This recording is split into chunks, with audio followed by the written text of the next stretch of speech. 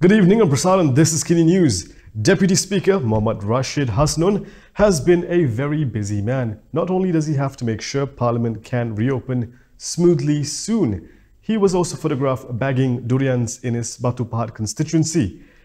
Man, I wish my MP would hand out durians. I hope Rina Harun is watching this. Just don't try to stick your poster on it. Batu Pahat MP Mohd Rashid Hasnon was caught on camera eating durians with a large group of people. However, when he was contacted, he denied breaching movement control order rules. According to the Bersatu politician, the outdoor durian feast was held last year before the first MCO. For the record, the first movement control order was declared on the 18th of March 2020. However, several people who appeared in the durian video were also seen in photographs of an official event at the Batu Pahat Municipal Council office on the 27th of June earlier this week. It featured the Deputy Dewan Rakyat Speaker as well as the Housing and Local Government Minister Zuraida Kamaruddin. More questions arose after several people at both events wore the exact same clothes. Questioned if the durian feast had in fact happened last Sunday in Rashid's Batu Pahat constituency in Johor, his aide denied it. The aide said perhaps the clothes were the same due to a coincidence. Earlier today, a video surfaced on social media showing a large group of people consuming durians in an outdoor area.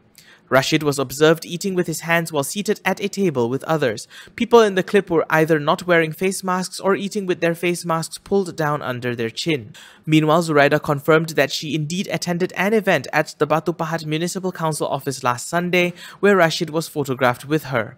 She also confirmed images showing her receiving durians after the event. However, Zuraida denied participating in any durian feast on that day. On June 16th, the Agong decreed that Parliament should reconvene as soon as possible, and today His Majesty repeated that same statement. The Yang di-Pertuan Agong has reiterated that Parliament should reconvene as soon as possible. This comes after His Majesty had summoned the Speakers and Deputy Speakers of the two Houses of Parliament to Istana Negara this morning. Dewan Rakyat Speaker Asar Azizan Harun was accompanied by his deputies Azalina Ohman Syed and Mohd Rashid Hasnon, while Dewan Negara President Rais Yatim was joined by his deputy Muhammad Ali Muhammad. In a statement today, Comptroller of the Royal Household Ahmad Fadil Shamsuddin said the Agong wishes to see the emergency proclamation and emergency ordinances debated in accordance with Article 150(3) of the Federal Constitution. The Agong said that all parliamentary select committees must continue meeting to provide check and balance. This comes after the Agong had on June 16 decreed that Parliament should reconvene as soon as possible to debate on the emergency ordinances and the National Recovery Plan. So far, Putrajaya has taken note of the Agong's position but has not committed to a date for convening Parliament.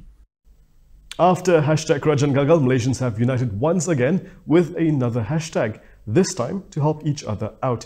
Speaking of helping each other, Malaysia needs a free press more than ever. And being an independent media outlet can be tough. This is why we need your help to help us continue doing what we do. Click on the link in the description and find out how you can contribute. And all the names you see below are all the awesome people who helped us in May. A movement has started to help those struggling to put food on the table, and it appears to be gathering momentum. People have been urged to display a white flag at their house to signal to others that they have run out of food and in need of immediate assistance. It was not clear how the movement started or when, but more and more have shared variations of the same message since yesterday afternoon. This was often accompanied by pleas to the people not to take any drastic measures in the face of hardship. One of the earlier messages, posted by Twitter user @JawaJohor2, reads, "To those facing hardship and have no food, raise the white flag at your house and let those around you help as much as they can." The white flag is a protective sign used under the laws of armed conflict to designate unarmed negotiators seeking to parley, but is also often used to symbolize surrender. Meanwhile, Housing and Local Government Minister Zuraida Kamaruddin appeared to have joined the bandwagon. On Twitter, she wrote that she was with the #Bendera Putih campaign to identify those in need of help. She added that there is no need to plead and there is no need to be embarrassed. Just wave the flag. Netizens were quick to criticize her for allegedly hijacking the campaign. One netizen said, "Please keep quiet. When people ask for help, you're so slow, but when the people come up with their own initiative, you stick your nose in." Another netizen asked the minister whether she knew that the campaign emerged as the result of politicians who have failed to serve the people. Now, not everyone appears to be on board the #Bendera Putih campaign. Past leader Nick Abdu says people should just pray instead. Past leader Nick Aziz said people should not be encouraged to put up a white flag at home to signal for help. Instead, they should raise their hands to pray. He added that people should not surrender when faced with a test from God. The Batu MP said prayer would be the flag to represent strength and optimism in the face of such divine tests. The White Flag campaign urges people who need immediate help to put up a white flag at their homes to alert others for assistance, be it food or necessities. While Nick Abdul discouraged people from joining the campaign, local government and housing minister Zuraida Kamaruddin and Amanah were among those who have hitched a ride on the campaign, which uses the hashtag Bendera Putih. Amanah's mobilization bureau will also be putting up white flags nationwide tomorrow. However, social media users were not impressed by the political hijacking of the People's Campaign.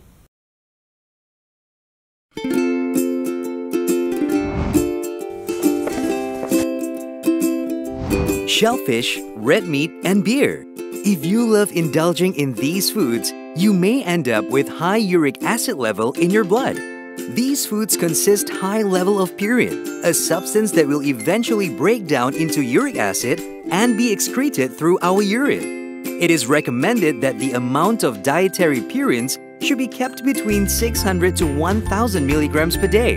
Having too much uric acid in your blood can cause attacks of gout. It can also cause kidney stones and blockage in the kidney.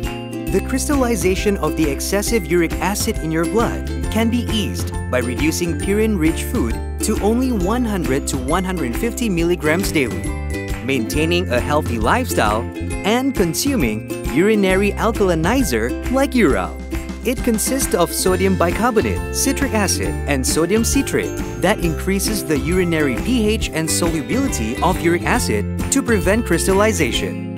Best of all, it's lemon-flavored and sugar-free. Ural, effective urinary alkalinizer. Neutralize your uric acid problem now.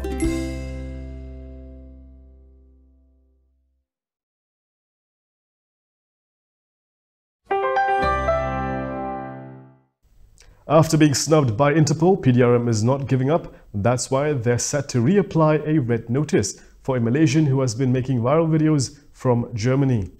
The Royal Malaysian Police will reapply to the Interpol for a red notice against N. Ganesparan, a Malaysian in Germany who is wanted for investigations over allegedly seditious, racist and insulting statements against the royal institutions and the government on social media recently. Bukit Aman Criminal Investigations Department CID Director Abdul Jalil Hassan told Bernama that the application to Interpol on the 22nd of December was rejected on the grounds of Article 3 of the Interpol's constitution. This states that the organization is strictly forbidden to undertake any intervention or activities of a political, military, religious, or racial character in issuing a red notice to individuals wanted by a country's authorities. Speaking to reporters at Menara KPJ yesterday, Jalil said checks with the Immigration Department found that the suspect's last exit was on November 2nd, 2017, although the Kuala Lumpur International Airport and his passport was cancelled on the 25th of November last year. Jalil added that the investigation would be conducted by the Bukit Aman Classified Crimes Investigation Unit of the CID's Prosecution or Legal Division D5. Here's something you need to know before signing up for the loan moratorium next month. Finance Minister Tengku Zafrul Abdul Aziz has revealed that the 6-month moratorium on bank loans will be the same as before, which means it will not be interest-free. Speaking at a press conference today, he stressed the focus of the moratorium was on assisting the rakyat who need to postpone paying their loan installments during the current economic downturn. The former banker added that by definition, a moratorium is a deferment of a loan repayment. However, after the press conference ended, Zafrul left the room and came back with some additional info that banks have been asked to waive compounded interest and late penalty fees. Yesterday, Prime Minister Muhyiddin Yassin announced a 150 billion ringgit financial aid package called Pemulih, which included a 6-month bank loan moratorium that is to be granted to all borrowers regardless of how much money they make. According to Zafrul, it will be up to the borrower and their respective banks to discuss the additional terms. And that is all for me today. For more stories, you can go to KiniTV.com. You can also follow us on Instagram, Twitter, YouTube and Facebook for the latest news updates. If you'd like to support independent media, do consider subscribing to MalaysiaKini.com. I'm Michael. Thank you for watching.